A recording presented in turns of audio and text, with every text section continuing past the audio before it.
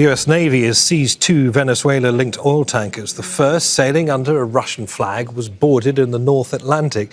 The ship is accused of breaking U.S. sanctions and historically transporting Venezuelan crude oil.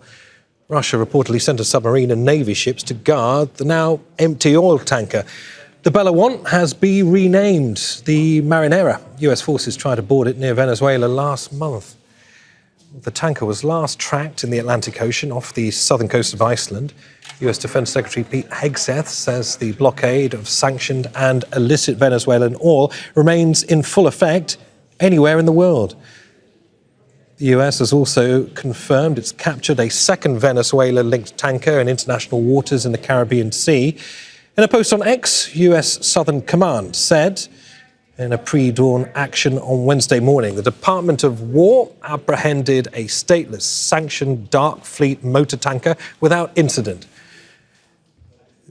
The indicted vessel, the M.T Sophia, was operating in international waters and conducting illicit activities in the Caribbean Sea.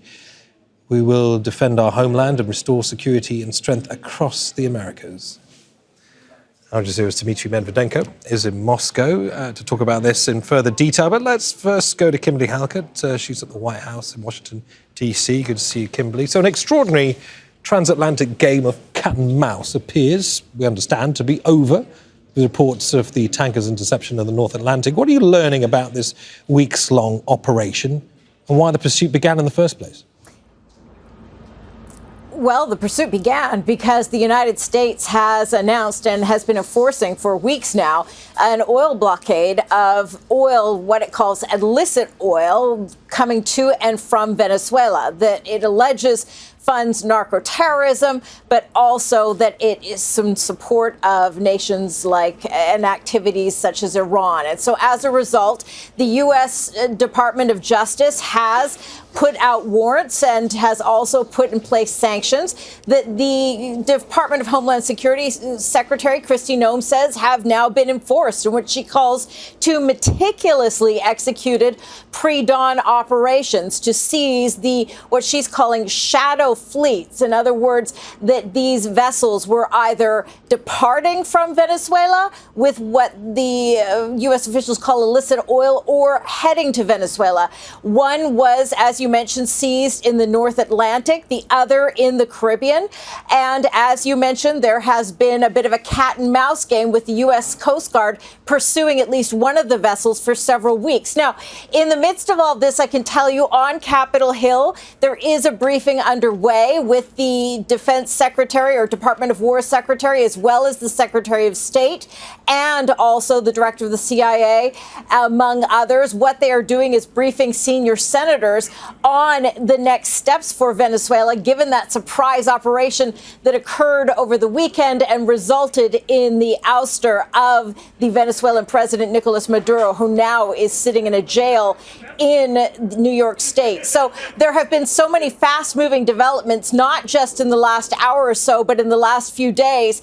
Many senators asking what the end state is, what the goal is, and why they weren't informed about all of these operations in advance. Kimberly, thanks for that. Kimberly Halkett at the White House. Let's go to Dmitry Medvedenko in Moscow. And Dmitry, you've been monitoring developments around this oil tanker pursued by the US. We now understand it's been boarded, despite reports it was being protected by a Russian sub, potentially also a ship. I understand there's been some reaction in Moscow.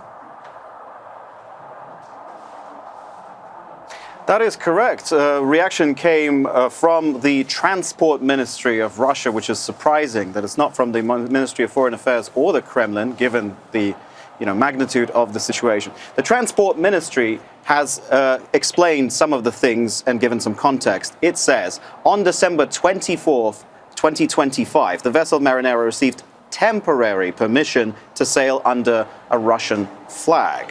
Issued on the basis of Russian registration and international law, the statement from the Transport Ministry then goes on to say that today it lost contact with the vessel after it was boarded by U.S. naval forces.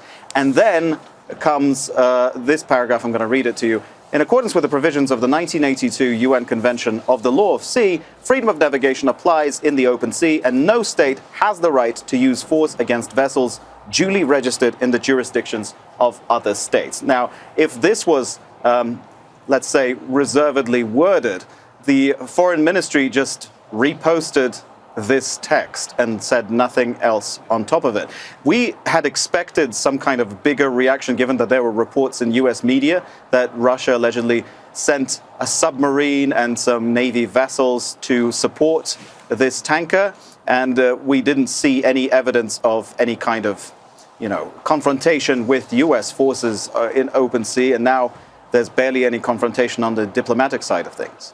All right, Dmitry, many thanks for that. Dmitry Medvedenko in Moscow, and earlier, of course, Kimberly Halkett at the White House. Don't miss out. Get the full picture. Subscribe to Al Jazeera for reliable news, expert insight. Like, share, stay ahead.